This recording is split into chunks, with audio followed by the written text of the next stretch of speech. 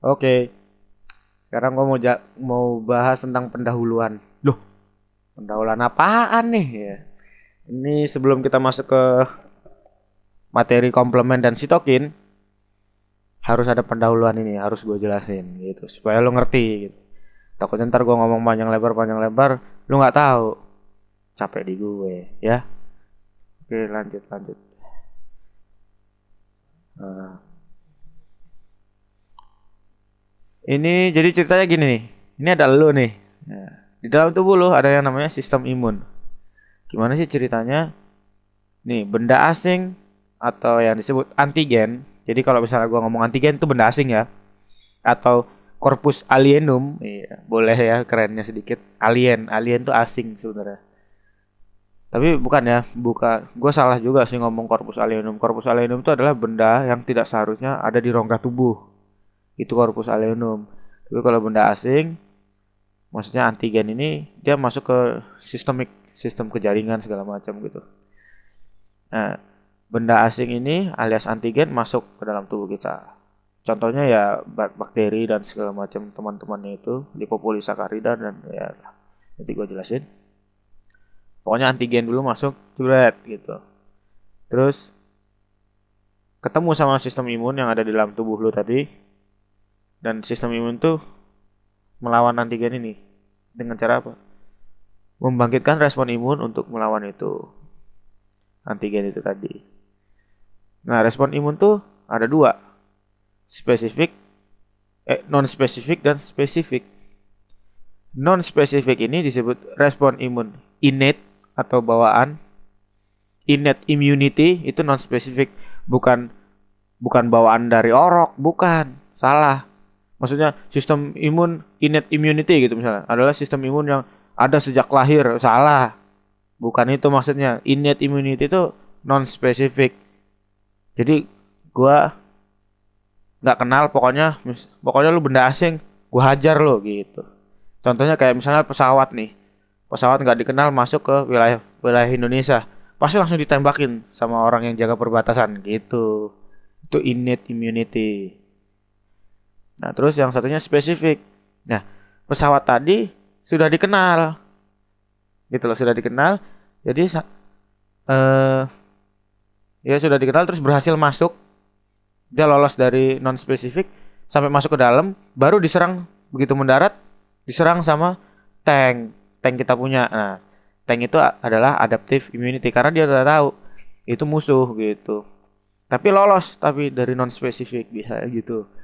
Kenapa kok bisa terjadi gitu? Mungkin jumlah bakterinya terlalu banyak, terlalu besar, jumlahnya terlalu banyak sehingga si non spesifik ini kalah, kalah kuat. Sehingga baru spesifik turun gitu loh ceritanya gitu.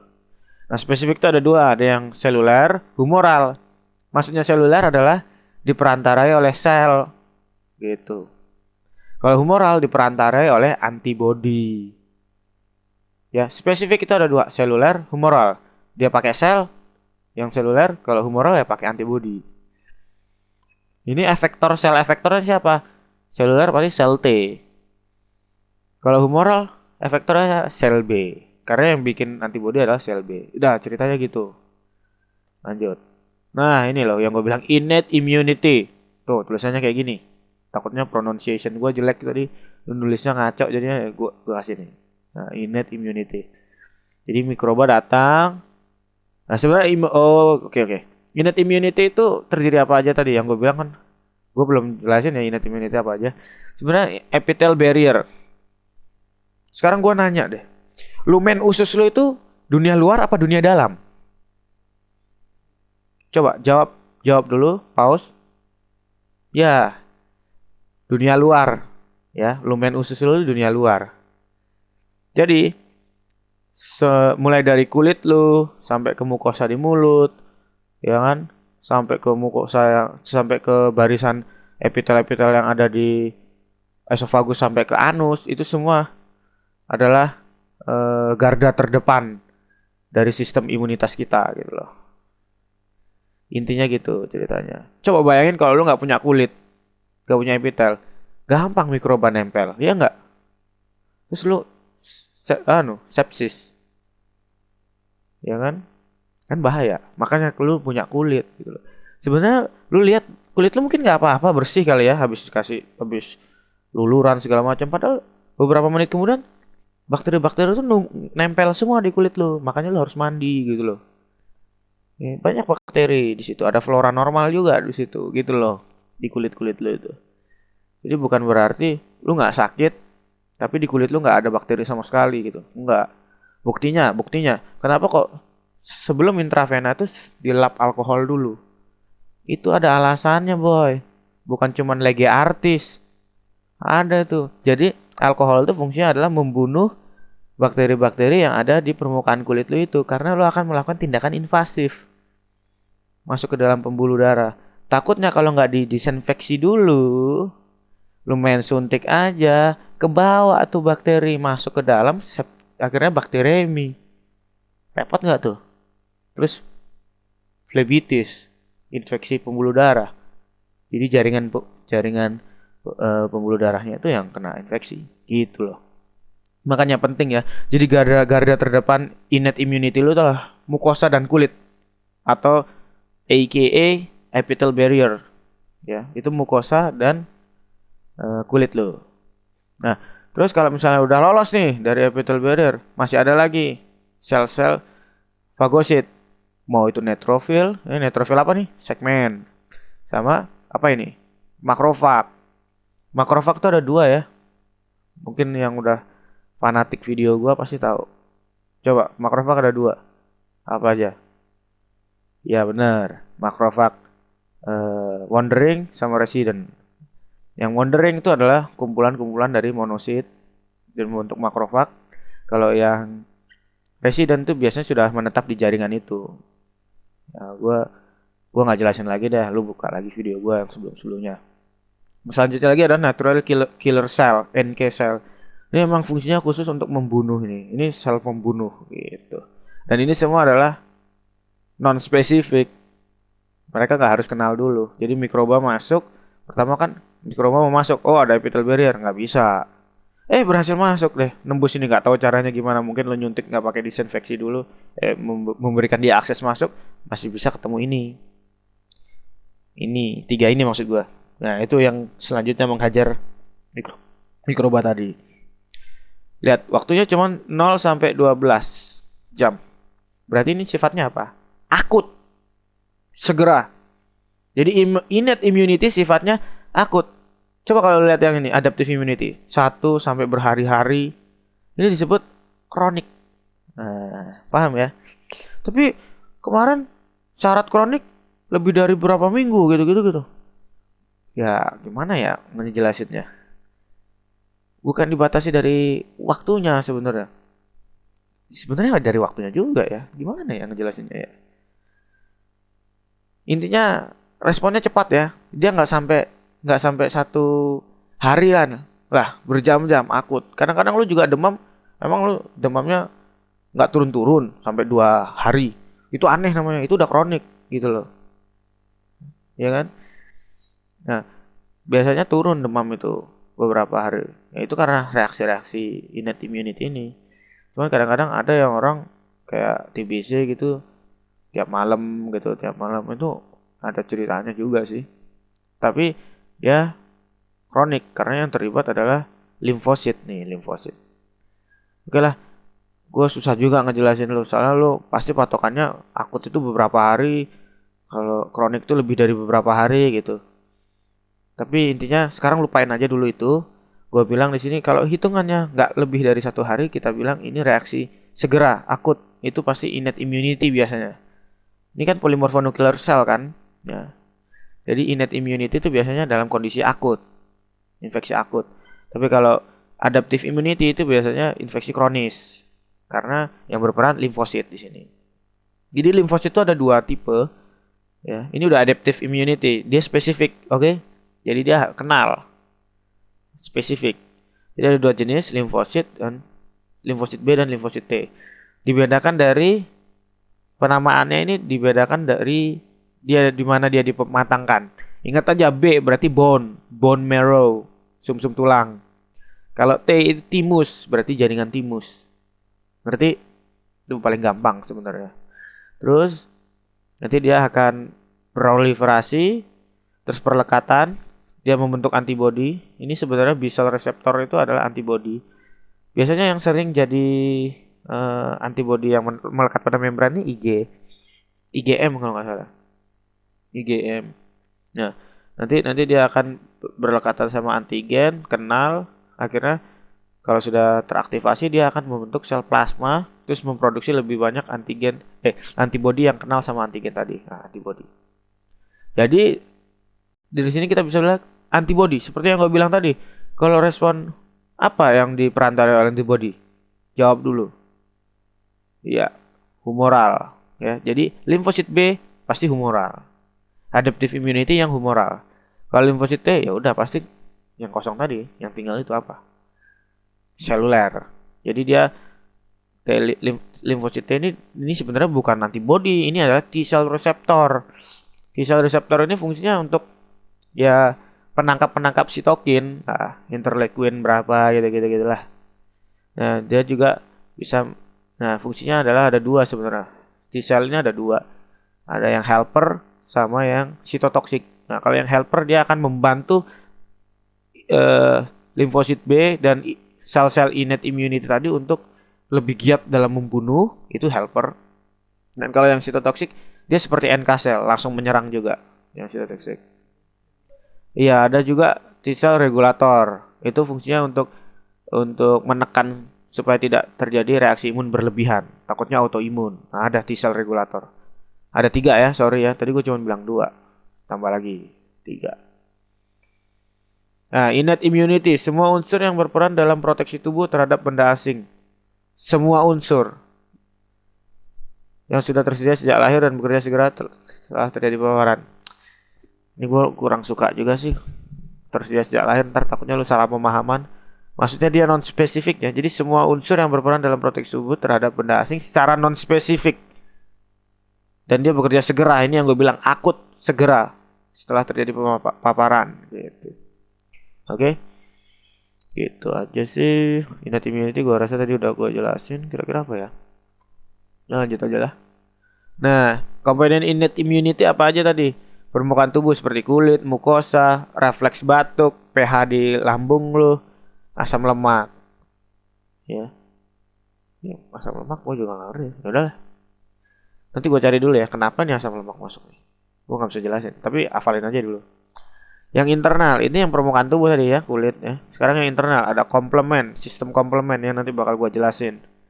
Reaksi demam, ya kan, dengan meningkatkan suhu tubuh, bakteri itu gak kuat sama suhu tinggi, sehingga mati, niatnya gitu. Nah, ada interferon, interferon itu seperti sitokin, ini nanti gue jelasin juga sitokin, kan ada nanti. Terus substansi yang dilepas oleh leukosit, ya sitokin juga gitu ya. Terus pattern recognition molecule. Nah, jadi dia yang mendeteksi antigen itu. Biasanya yang toll-like receptor ini toll-like receptor ini adalah sama seperti reseptor B, T cell reseptor T, reseptor B pada limfosit. Tapi bedanya T cell reseptor ini adalah non-spesifik. Jadi dia pokoknya kalau ini bukan tubuh, bukan antigen diri, diserang sama dia gitu ceritanya. Oke. Nah, terus protein serum misalnya betalisin, ya, lisozim, poliamin, kinin ini adalah protein-protein yang ada terdapat dalam serum. Terus ada sel-sel fagosit. Sel-sel fagosit seperti granulosit, itu seperti apa? PMR polimorfonuklear ya, PMN ya. Ada makrofag, mikroglial ini di sel saraf. Jadi sel sama kayak makrofag resident tapi yang ada di sistem saraf pusat, mikroglial. Oke, lanjut. Sel-sel yang berperan dalam respon imun innate, polimorfonuklear leukosit, PMN. Ini yang gue bilang tadi. Makrofag, ada yang wandering, ada yang jaringan. Oke, resident maksudnya wandering and resident. Ada natural killer cell tadi kan udah gue jelasin. Ada juga natural killer T cell, maksudnya ini T cell sitotoksik. Oke.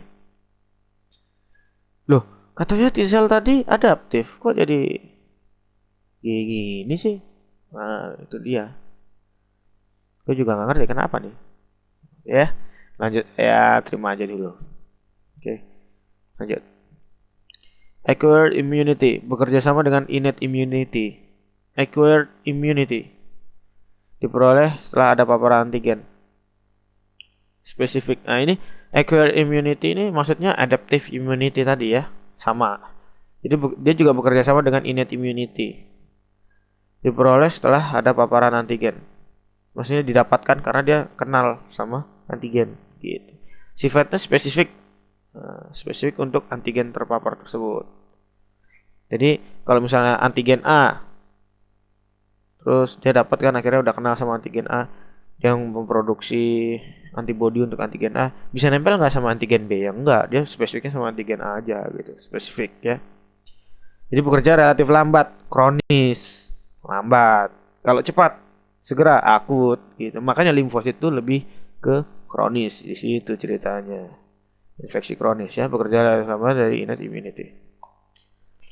Nah, ini ceritanya paparan antigen, misalnya imunisasi tuh. Oke. Di sini mungkin ada yang lu kenal tentang imunisasi, yang ada di otak lu pasti kekebalan. Seakan-akan lu dikasih zat, suatu zat yang entah berantah dari mana, tiba-tiba membuat gue kebal sama sesuatu gitu. Padahal sebenarnya bukan kayak gitu. Sebenarnya vaksinasi yang lu tahu, yang kita tahu selama ini itu sistemnya nggak seperti itu. Itu sama aja memberikan bakteri itu gitu loh. Tapi bakterinya nggak ada, cuman antigennya aja, virulennya nggak ada. Ngerti nggak? Jadi tidak akan menyebabkan reaksi yang berlebihan. Jadi cukup jadi bakteri itu diekstrak, misalnya lu pengen bikin vaksin Ebola gitu. Dicari antigennya, antigen Ebola. Diekstrak, diambil antigennya aja, virusnya dibuang aja gitu loh. Bahaya kalau virusnya ada, yang penting antigennya doang. Dimasukin ke dalam tubuh lu, dimasukin jebret gitu. Terus dibuat antibodinya itu supaya kenal sama antigen tadi. Tapi karena hanya antigen, nggak ada virusnya, lu jadi nggak apa-apa ketika lu disuntik vaksin, gitu loh ceritanya. Sama sebenarnya vaksin itu secara tidak langsung, makanya ada orang yang bilang vaksin adalah menyuntikkan bakteri yang dilemahkan, menyuntikkan patogen yang dilemahkan. Ya kan, pernah dengar kan? Sebenarnya bukan menyuntikkan patogennya, bukan menyuntikkan patogen dilemahkan, maksudnya menyuntikkan antigen dari patogen tersebut. Karena antigen itu nggak bisa lah membuat reaksi lu jadi sakit, enggak. Antigen tuh ya cuman imunogen, membangkitkan respon imun doang. Loh, terus buat apa? Itu nanti ada ceritanya tuh. Jadi ketika paparan pertama oleh antigen itu akan meningkatkan kadar antibodi. Tapi setelah antigen itu habis, antibodi itu nanti kadarnya akan turun. Tapi tidak akan nol seperti awal. Jadi dia agak lebih tinggi sedikit. Sehingga kalau kita misalnya terpapar oleh bakteri, virus, ya sekarang benar-benar ada virusnya masuk ke dalam tubuh, bukan antigennya doang, virusnya datang ke dalam tubuh, kita sudah lebih tinggi sedikit antibodinya. Sehingga respon yang kedua, secondary respon itu lebih hebat daripada primary respon. Gitu loh.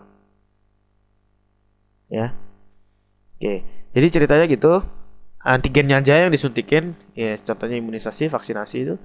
Nah, nanti gara-gara adanya antigen itu dia akan merangsang limfosit dan sel-sel lainnya. Ya, ini aktivasi namanya. Terus akhirnya mensintesis protein. Sintesis protein, misalnya sitokin atau antibodi itu disintesis sama dia. Akhirnya menciptakan suatu sistem yang spesifik terhadap antigen itu tadi. Sistem spesifik antigen ini adalah adaptive immunity. Mungkin untuk yang lain-lainnya ya mungkin seperti makrofag dipacu lagi oleh T helper gitu. Nanti ada sistemnya gimana. Sel-sel yang berperan dalam respon imun acquired. Sel B pematangan di bone marrow. Sel T pematangan di timus. Tadi yang gue udah bilang ya. Terus ada yang disebut antigen presenting cell atau APC. Contohnya makrofag, sel dendritik, satu lagi sel limfosit B. Ya. Fungsinya dia mengolah antigen yang ada di bakteri, diolah, terus dipresentasikan ke permukaan oleh molekul histocompatibility complex atau MHC nomor 2. Biasanya kalau APC itu nomor 2 MHC-nya. Kalau yang nomor 1 tuh di seluruh sel yang berinti. Loh berarti eritrosit nggak ada. Tadinya ada. Jadi tadinya ada terus nggak ada. Jadi sebenarnya ada, cuman bekas yang dulu, gitu loh. Ngerti nggak? Bekas yang dulu. Karena dia eritrosit itu dulu promyelosit kan, apa mieloblast apa gitu. Kan ada intinya dia sebenarnya. Terus lama-lama hilang gitu. Oke? Sel-sel lain seperti neutrofil, sel mas ini yang berperan dalam respon imun. Oh iya ya, gue tadi yang ngomong di sini gue bilang udah spesifik. Sebenarnya nggak juga ya. Tapi di sini ngomongin acquired sih. Ya udah nggak apa-apa. Nggak apa-apa ya. Udah, nggak apa-apa. Nggak apa-apa, nggak salah gue. Lanjut. Sel yang berperan dalam respon imun tadi ini udah ya. Antigen presenting cell. Presenting. Kayak memberi. Gua ngasih nih. Jadi gua ngambil antigen. Jadi gua nih adalah sel yang ngambil antigen dan gua ngasih menjajahkan antigen itu ke sel-sel imun supaya bisa dikenali. Oh ini loh. Kayak misalnya antigen itu misalnya polisi bawa anjing pelacak. Polisi itu adalah antigen presenting cell. Antigennya apa? Misalnya sepatu penjahatnya. Nah, sama polisi diambil tuh sepatu penjahat, terus dikenalkan ke anjingnya gitu loh. Nah, anjingnya itu adalah sel imunnya gitu atau limfosit. Sel limfosit tadi akan mengenali antigen itu tadi, terus dia akan kejar nyari itu. Yang punya sepatu itu siapa gitu loh, ngejar si bakterinya yang kabur tadi. Coba gue ulangi ya. Ada 3 komponen. Maling. Oke, maling. Sepatu maling. Ya. Terus polisi, anjing pelacak. Ada 4 komponen ya. Jadi si maling ini ceritanya bakterinya tadi. Sepatu si maling yang ketinggalan itu adalah antigen. Terus si polisi itu adalah antigen presenting cell. Terus si anjing itu adalah sel T atau sel B, pokoknya limfosit.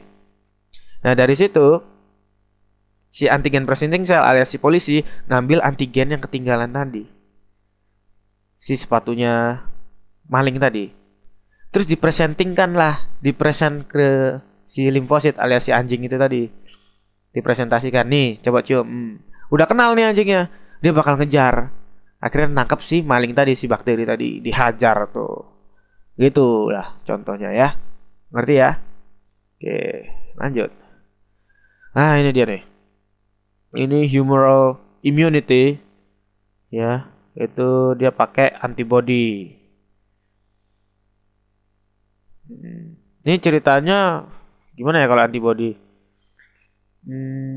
Gimana ya kalau kita nggak ya sama ya, kurang lebih kayak cerita itu tadi, si maling dan polisi dan anjing dan sepatu maling ya.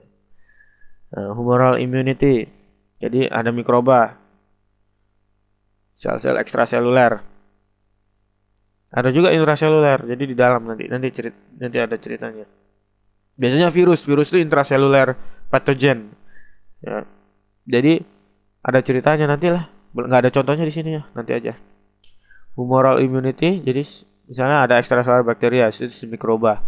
Mikroba itu nanti si limfosit naif yang masih polos nggak tahu apa-apa akan kenali antigen yang ada di pinggirannya bakteri itu tadi. Terus antigennya udah kenal, akhirnya si limfosit B akan mensintesis lebih banyak antibody yang sudah kenal tadi, yang sama kenal, dia lebih banyak mensintesis itu. Nah, fungsinya apa? Antibody ini bisa elimination bakteri. Cuman biasanya antibody ini fungsinya untuk menetralkan racun, menetralkan bakteri-bakteri ekstraseluler gitu. Jadi istilahnya bakteriostatik, tapi nggak ngebunuh gitu loh. Tapi kadang-kadang antibody juga bisa berperan sebagai opsonin. Ada ceritanya juga. Apa sih opsonin? Oh, lu ngomong apa lagi sih, Dam? Gak ngerti gua. Ya, jadi ceritanya opsonin itu kayak jembatan. Jadi si antibody ini bisa menjembatani antara bakteri dengan makrofag gitu loh ceritanya. Jadi antibody dia nangkep si bakterinya, terus dia bakal nyeret tuh bakteri ke makrofag biar dimakan gitu loh. Opsonisasi itu seperti itu ceritanya. Itu. Kadang-kadang dia juga bisa menggumpalkan bakteri dengan cara menempel, antibodi itu banyak. Saya kira bakterinya nggak bisa bekerja lagi atau bakteriostatik. Macam-macam caranya. Yang penting intinya elimination of bacteria. Dan dia transfer by serum. Ini antibodi ini. Oke. Jadi kalau yang itu yang humoral, antibodi. Kalau humoral di otak lo selalu ingat, oh antibodi gitu. Terus cell mediated immunity. Nah, jadi ada imunitas yang dimediasi oleh sel gitu. Orang ketiga selnya nih.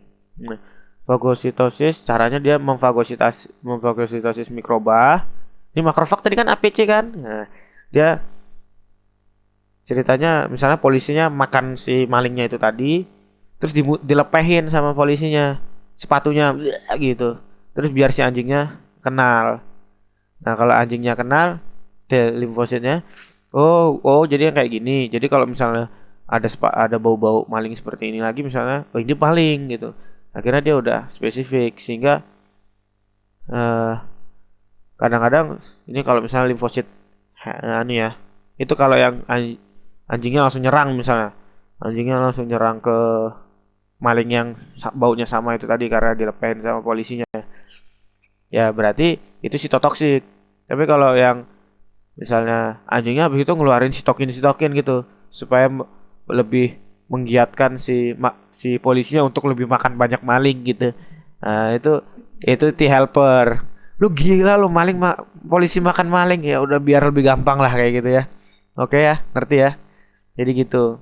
Jadi si anjingnya tuh bisa ngeluarin sitokin atau si limfositnya itu bisa ngeluarkan sitokin atau zat-zat yang bisa memacu si makrofag untuk lebih giat lagi memakan bakteri-bakteri tersebut. Jadi activation of macrophage leading to microbial killing ya. Jadi lebih mengaktifasi lagi makrofag untuk membunuh mikroba-mikroba itu, limfosit T.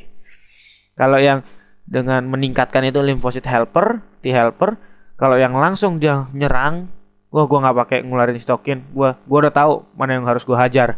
Itu sitotoksik. Bedainnya di mana sih? Biasanya ada protein CD4, CD8. Nah, CD4 tuh pasti limfosit helper, T helper, CD4. Kalau CD8 itu sitotoksik pasti. Nah, terus loh. Oh, iya di sebelahnya ya ada ya. Sorry. Oke. Nah, ini ceritanya helper yang ini. Yang biru ini baru sih sitotoksik tuh, lysis of infected cell. Oke ya, gue ulang lagi sedikit. Sorry. Jadi ini ceritanya tadi memacu si polisi lainnya untuk lebih giat lagi membunuh si maling. Jadi ceritanya polisi ini berhasil membunuh bakteri satu, maling satu, jedar gitu. Terus akhirnya diambil sepatunya, terus tunjukin ke anjingnya. Nih, cium nih. Terus akhirnya si anjingnya ini memotivasi polisi-polisi yang lain, dengan cara memberikan sitokin gitu, supaya polisi-polisi lain tuh lebih giat lagi untuk membunuh maling-maling yang setipe tadi gitu. Itu limfosit helper yang ini merah. Tapi kalau yang ini beda nih ceritanya. Kalau intracellular sama dimakan. Intracellular microbes. Oh, ini ceritanya orang biasa nih misalnya. Ini orang biasa terus dia kemasukan setan. Ini kemasukan setan dia. Akhirnya jadi ada dong setan di dalam dirinya. Iya. Terus akhirnya dia menunjukkan dirinya tuh sedang dalam bahaya, lagi kemasukan setan dengan cara apa? Misalnya kejang-kejang gitu. Tapi kalau ini ceritanya dia menunjukkan dia akan mengolah antigen yang ada di virus itu tadi, terus dipresentasikan dengan MHC kelas 1 gitu. Jadi terus dikenali oleh si limfosit sitotoksik, langsung dibunuh gitu loh. Jadi istilahnya, oh ini orang kerasukan nih. Terus akhirnya kenal kan, Pak Ustadznya tahu nih, wah ini kerasukan, bunuh aja udah gitu. Jadi nggak dikeluarin setannya, langsung bunuh aja gitu ceritanya. Jadi di lysis of infected cell. Jadi ceritanya si virus masuk ke dalam, terus akhirnya dengan masuknya virus ini ke dalam sel itu, sel ini akan memberi tanda, woi gua gue keinfeksi virus nih gitu. Akhirnya oh lu keinfeksi virus, ya udah sini gue bunuh gitu, biar lu nggak tersiksa, kasihan gitu. Akhirnya dibunuh. Oke. Oke, selesai. Semoga ngerti. Ya, lanjut.